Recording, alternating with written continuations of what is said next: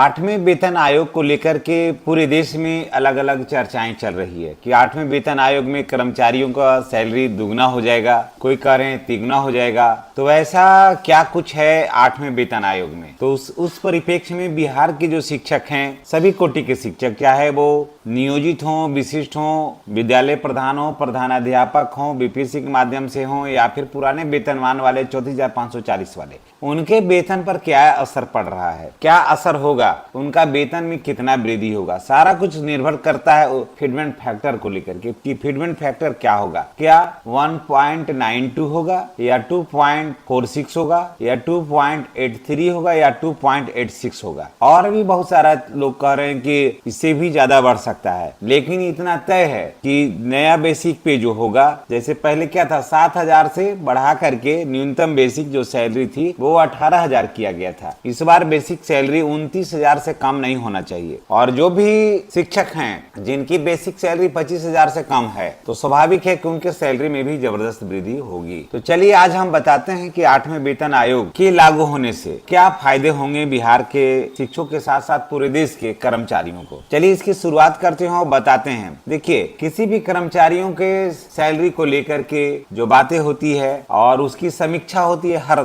10 साल पर इसकी समीक्षा होती है। 2016 में सातवां वेतन आयोग की सिफारिश लागू हुई और उसके बाद फिर दिसंबर 2025 में ये सेवा जो है वो समाप्त हो गया, यानी कि सातवें वेतन आयोग का जो टाइम था, जो पीरियड था, वो खत्म हो गया। अब 1 जनवरी 2026 से आठवें वेतन आयोग जो है वो प्रभावी हो गया है, वो प्रभाव में आ गया है। लेकिन क्या अब सवाल ये उठता है कि क्या आठवें वेतन आयोग जो 1 जनवरी 2026 से लागू हो रहा है, तो क्या सरकार 1 जनवरी 2026 से लाभ दे रही है या फिर कितना और टाइम लेगी? तो देखिए, सरकार जो थी वो 18 महीने का टाइम मांगा था, तो जुलाई 2027 में जो है वो टाइम पूरा हो रहा है। आठवें वेतन आयोग से जुड़ी हुई कई दौर की बैठकें जो है वो प्रारंभ हो गई, बैठकें चली भी, बैठकें समाप्त भी हुई और कई दौर की और बैठकें चलेगी। तो इसमें जो लास्ट जो बैठक हुई वो दिल्ली में हुई थी, उसमें चर्चा ये हुई थी कि आठवें वेतन आयोग में जो है वहां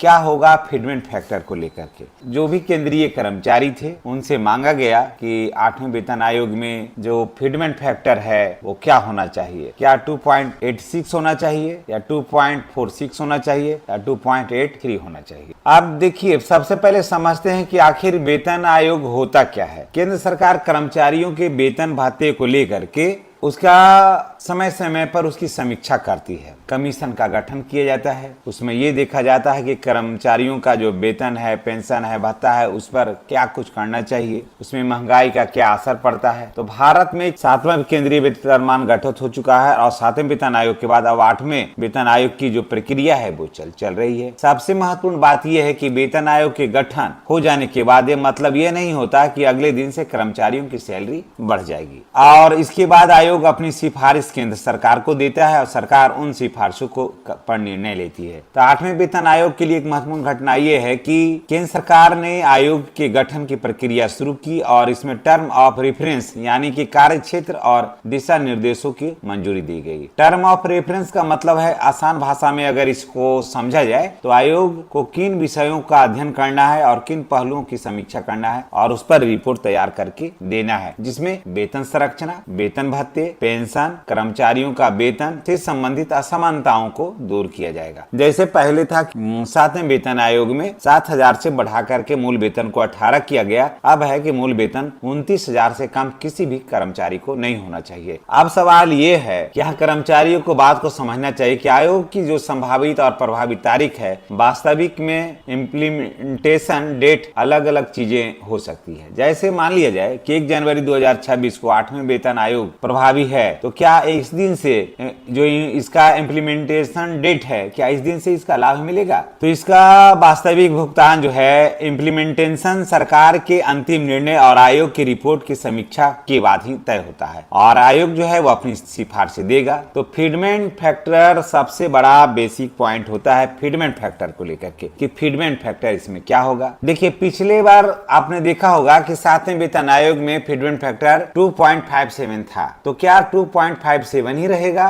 या इससे आगे बढ़ेगा या इससे और ज्यादा कम हो जाएगा? ये सबसे बड़ा सवाल यही है कि आखिर क्या होगा। क्या इसे सरकार घटा सकती है या इसे बढ़ा सकती है? नियम तो कहता है कि इससे बढ़ना चाहिए, इसमें तो घटना नहीं चाहिए, क्योंकि सरकार में बैठे जो मंत्री हैं उनका तो अच्छा खासा बढ़ा है। उनका सिर्फ पेंशन है 85,000 रुपया। सोच लीजिए कि उनका सिर्फ पेंशन, एक विधायक का पेंशन है 85,000 रुपया। अब आप सोच सकते हैं कि इसका असर अन्य शिक्षकों को पर कितना पड़ता है। एक पेंशन जो अगर 1 महीना के लिए या 10 दिन के लिए भी अगर कोई विधायक है और बाद में फिर चुनाव हार जाता है तो उसको मिलता है 85,000 रुपया पेंशन। आप सोच सकते हैं। और एक शिक्षक जो 60 साल तक सेवा देता है उसको कोई पेंशन है ही नहीं। अब तो एनपीएस है, नियोजित शिक्षकों को तो कुछ भी नहीं है वहां पे। तो चलिए, और एनपीएस भी है तो कितना मिलेगा? 3,000 से 5,000 के आसपास मिलेगा, इससे ज्यादा तो पेंशन मिलना नहीं है। लेकिन इस महंगाई में क्या होगा? तो खैर छोड़िए, ये बात यहाँ अलग है। अब सवाल ये हो रहा है कि क्या 1 जनवरी 2026 से सरकार जो है वो 8वें वेतन आयोग का जो अंतर बकाया राशि है वो देगी, या फिर 8वें वेतन आयोग का प्रारंभिक वेतन कब से बढ़ा हुआ वेतन कब से स्टार्ट होगा? तो देखिए, जुलाई 2027 को जो है वो आएगा इसका रिपोर्ट, और उसके बाद सरकार पर ये निर्भर होगा कि कब से, क्या 1 जनवरी 2026 से कर्मचारियों को इसका लाभ सरकार दे रही है या नहीं। क्योंकि देखिए, ये जो समय है, अब भारत के प्रधानमंत्री श्री नरेंद्र मोदी जी का ये लास्ट पीरियड है। इसके बाद मुझे नहीं लगता है कि इनको प्रधानमंत्री पद पर ये रहेंगे, और बना हुआ भी नहीं रहना चाहिए, क्योंकि सबकी अपनी एक उम्र सीमा है। और आपको याद होगा कि लाल कृष्ण आडवाणी को अचानक बीजेपी से और उनके महत्वपूर्ण पदों से वहां से हटाया गया, इसलिए कि वो एजेड हो गए थे, उनका एज हो गया था, ताकि उतना प्रभावशाली व्यक्ति सत्ता में नहीं रहे। नहीं तो बाद में जो छोटे छोटे उस समय आए थे मंत्री, विधायक, मंत्री वगैरह जो बने थे, या फिर स्वयं प्रधानमंत्री भी, तो उनको निर्णय लेने में कठिनाई होती, क्योंकि लाल कृष्ण आडवाणी किसी भी बात को विरोध करने में तनिक भी नहीं हिचकते हैं। तो क्या किया गया कि वहां से उनको हटा दिया गया। ठीक है, तो स्वाभाविक है कि प्रधानमंत्री नरेंद्र मोदी का भी उम्र हो गया है, अब इन्हें भी स्वेच्छा से इस पद को त्याग देना चाहिए। अब सवाल यह है कि ये इनका लास्ट होगा चुनाव, है ना। उसके बाद हो सकता है चुनाव तुरंत जीतने के बाद योगी आदित्यनाथ जी को, जो सबसे परफेक्ट व्यक्ति है